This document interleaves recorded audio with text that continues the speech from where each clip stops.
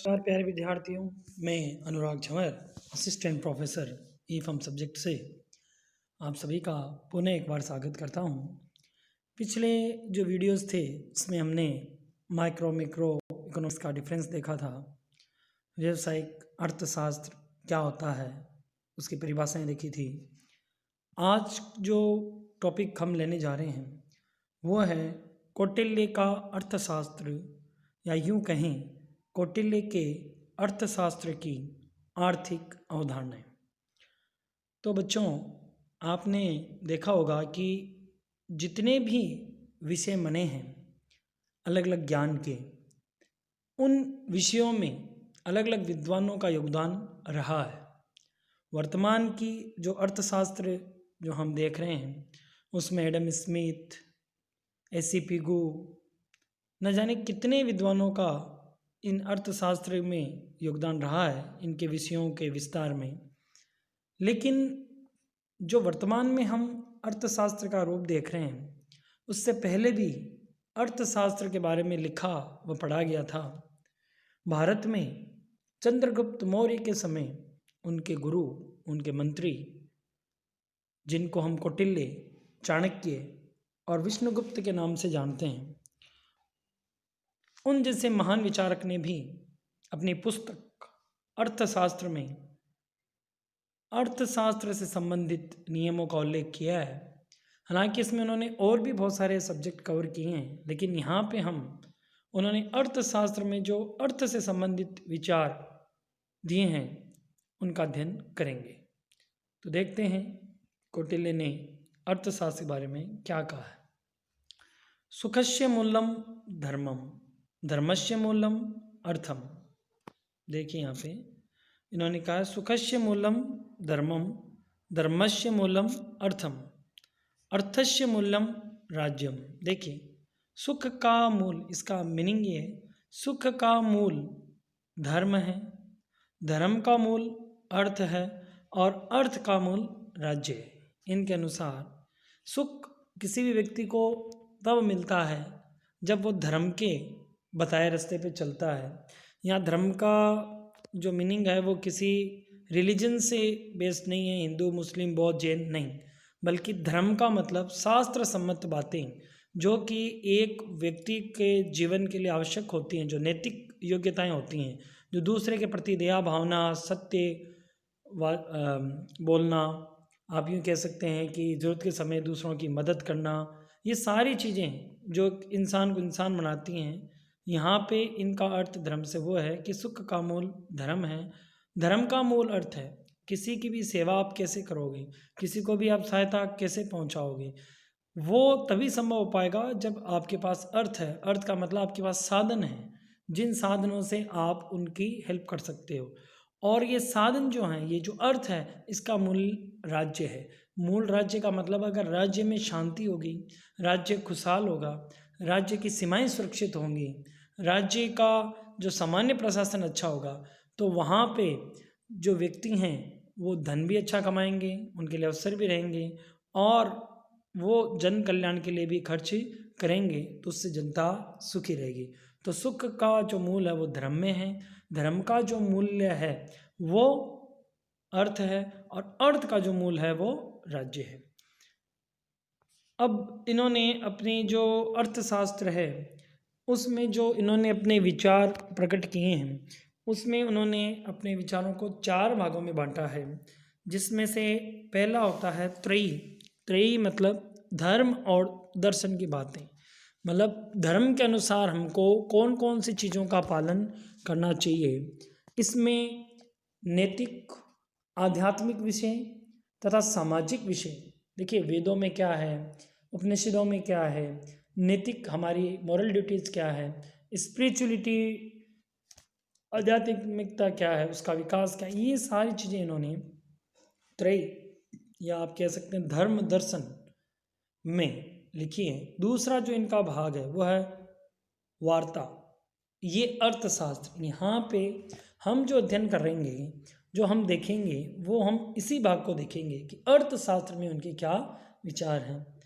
Third जो point है वो है आन्वीक्षिकी यानी दर्शन शास्त्र। यहाँ पे अर्थ यहाँ पे कौटिल्य ने तर्क, विवेक तथा न्याय के सिद्धांतों को शामिल किया है। तर्क, विवेक तथा न्याय के सिद्धांतों को शामिल किया है दर्शन शास्त्र में। ये आप देखते होंगे कि अलग अलग जो विचारक हुए हैं उन्होंने अपना दृष्टिकोण अलग अलग रखा है। तो यहाँ पे किस प्रकार से हमारा जीवन होना चाहिए, इनके बारे में तर्क संगत रूप से, न्याय संगत रूप से और विवेक रूप से बातें दी गई हैं। चौथा है वह दंड नीति। इसमें राज्यतंत्र, राजनीति शास्त्र के बारे में बातें हैं। इनमें ये कहा गया है कि जो तीनों शाखाएं हैं, चाहे वो त्रयी हो, वार्ता हो, आन्वीक्षिकी हो, उनकी पालना करने के लिए, उनके नियमों की पालना करने का जो उत्तरदायित्व है वो दंड नीति या राजनीति शास्त्र पे ही है। इसमें इन्होंने अलग अलग जो राजनीतिक नीतियाँ, विधाएं हैं, उनका वर्णन किया है। अब हम हमारे मेन टॉपिक की ओर चलते हैं कि कौटिल्य ने अर्थशास्त्र में या वार्ता में ये जो अर्थशास्त्र उसके बारे में क्या कहा है। तो कौटिल्य ने जो अर्थशास्त्र की परिभाषा दी है उसको आप देखिए। इनके अनुसार मनुष्य के व्यवहार तथा जीविका को अर्थ कहते हैं। देखिए बहुत संक्षेप में है लेकिन बहुत बड़ी मर्म की बात इसमें छुपी हुई है कि मनुष्य के व्यवहार तथा जीविका को अर्थ कहते हैं। इसका मतलब मनुष्य अपने जीवन जीने के लिए जो भी कार्य कर रहा है जिससे कि उसका जीविकोपार्जन संभव हो पाता है, इसे अर्थ कहते हैं। मनुष्य से युक्त भूमि का नाम ही अर्थ है। देखिए पुराने ज़माने में जो भी साधन थे, जो भी उद्योग थे, जो भी व्यापार था, वो सीधा कृषि से जुड़ा हुआ था और कृषि का सीधा जो रिलेशन होता है वो भूमि से होता है। इसलिए कौटिल्य ने ये कहा है कि वह भूमि जो मनुष्य युक्त है, मनुष्य से युक्त होने का मतलब अगर वो भूमि है उसमें बहुत सारी संपदाएं हैं, बहुत सारी वन संपदाएं भी हैं, लेकिन अगर वहाँ पे मनुष्य नहीं है तो उन संपदाओं का, उन खनिजों का कोई भी उपयोग नहीं है।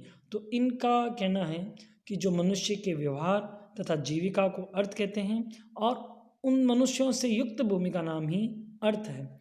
और हमको या राज्य को इस भूमि की प्राप्ति तथा रक्षण के लिए जो उपाय करने होते हैं।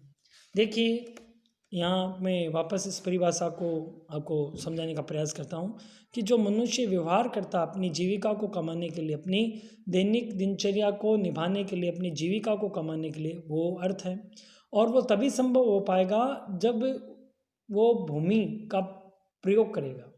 तो जो भूमि यूँ ही पड़ी है उसका कोई मतलब नहीं है, लेकिन अगर वो मनुष्य से युक्त है, मतलब मनुष्यों द्वारा उसका प्रयोग किया जा रहा है, तो वो अर्थ है।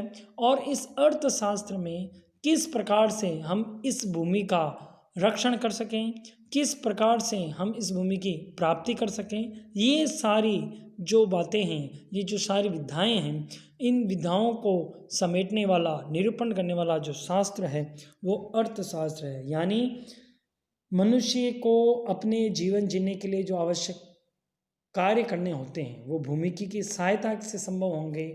उन भूमि का प्रयोग करते हुए जब मनुष्य अपने अर्थ को कमाता है तो अर्थ में आता है, और ऐसी भूमि का रक्षण करना, ऐसी भूमि की प्राप्ति का प्रयास करना, इन सबसे संबंधित जो नियम हैं वो अर्थशास्त्र में सम्मिलित है।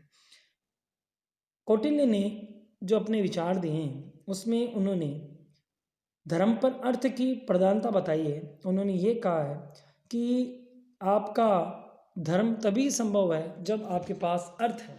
देखिए पहले के जो विचारक थे उनसे कौटिल्य का थोड़ा टकराव था। पहले के विचारक वो नैतिकता पे ज़्यादा ध्यान देते थे, धर्म पे उनका ध्यान ज़्यादा था। वो ये कहते थे कि धर्म करना या अच्छे आचरण पालन करना वही अनुकूल है। लेकिन कौटिल्य ने यहाँ पे धर्म से ज़्यादा अर्थ पे बल दिया है और यह कहा अगर अर्थ है तो धर्म बिल्कुल आप इजीली धर्म का पालन कर सकते हो, और अगर आपके पास वित्त ही नहीं है तो फिर आप किस प्रकार से धर्म की रक्षा करेंगे, किस प्रकार से साधन जुटाएंगे। इसलिए कौटिल्य ने अर्थ को ज़्यादा इम्पोर्टेंस दिया है।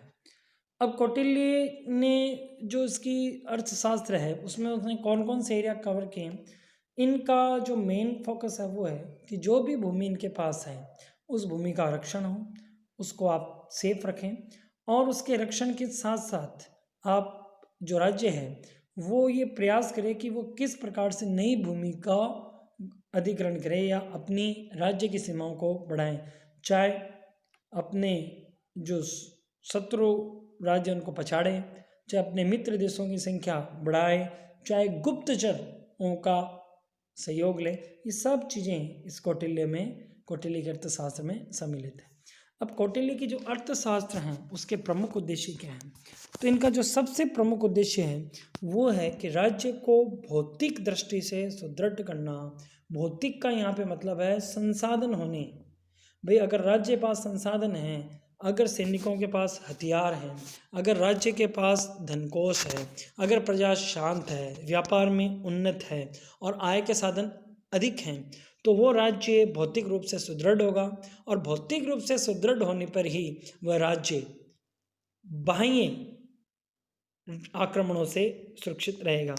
शासन की इसमें दूसरा जो उद्देश्य है, शासन की व्यवहारिक समस्याओं का विवेचन तथा विवेकपूर्ण समाधान करना।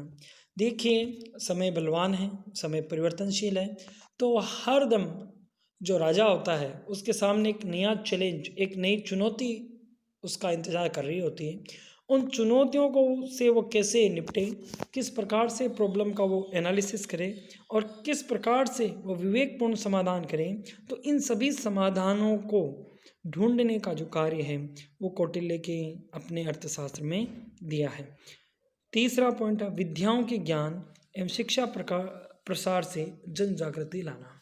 देखिए ज्ञान जो है वो फैलाने से फैलता है, तो किस प्रकार से जो विद्याएं हैं जो कि राज्य के नागरिकों के लिए आवश्यक हैं, और जो ज्ञान है, जो अलग अलग विषयों का ज्ञान है, वो किस प्रकार से जनता में शिक्षा के माध्यम से फैलाया जाए, किस प्रकार से जन जागृति लाई जाए ताकि जनता खुद जागरूक हो और अपने ज्ञान का विस्तार करे। नेक्स्ट है शोध एवं शिक्षा कार्यों से देश को महान बना। देखिए भारत को जगत गुरु कहा जाता था। जगत गुरु का मतलब वह देश जो दूसरे देशों का मार्ग प्रशस्त करे, जिस देश का फॉलो अदर कंट्रीज करें। देखिए जब ये अमेरिका, यूरोपियन कंट्रीज ये पिछड़ी हुई थी, तब भारत समृद्ध था, भारत की संस्कृति समृद्ध थी। तो ये अपने आप में दर्शाता है कि उस समय जो भारत में शोध होते थे, जो रिसर्च होता था और जो शैक्षणिक कार्य होते थे, उससे यहाँ के गुरुओं की, यहाँ के विद्यार्थियों की और यहाँ की संस्कृति की जो चमक है वो पूरे विश्व में व्याप्त थी। नेक्स्ट पॉइंट है राजनीतिक एवं कूटनीति संबंधित गूढ़ सिद्धांतों से राज्य का शासन बनाए रखना। देखिए चीज़ों को हासिल करना एक अलग बात है, राज्य के लिए भूमि का प्राप्ति एक अलग बात है, लेकिन उसको बरकरार रखना एक अलग बात है। तो किस प्रकार से राजनीतिक रूप से और कूटनीतिक संबंध बनाते हुए पड़ोसी देशों से, दुश्मनों से, दोस्तों से किस प्रकार से उन अन्य राष्ट्रों से हम संबंध बनाए रखें ताकि हमारा शासन निर्विवाद रूप से संपन्न हो सके। और last but not least, Kautilya ने हमेशा जन कल्याण व जनहित की बात की है और ये भी कहा है कि जन कल्याण और जनहित तभी संभव हो पाएगा जब देश में अर्थ की उपलब्धता होगी, और अर्थ की उपलब्धता तभी होगी जब राज्य में शांति होगी, राज्य में जो राजा है वो जनता के हित को देखते हुए कार्य करे। तो आज के लिए इतना बहुत है। अब आपके लिए एक असाइनमेंट है कि कौटिल्य ने अपने अर्थशास्त्र में जिन सिद्धांतों का वर्णन किया है उन सिद्धांतों में आपकी दृष्टि में कौन सा श्रेष्ठ है और क्यों है, ये हम आगे की वीडियो में भी चर्चाएं करेंगे। आप इसको गूगल करने की कोशिश करें। धन्यवाद।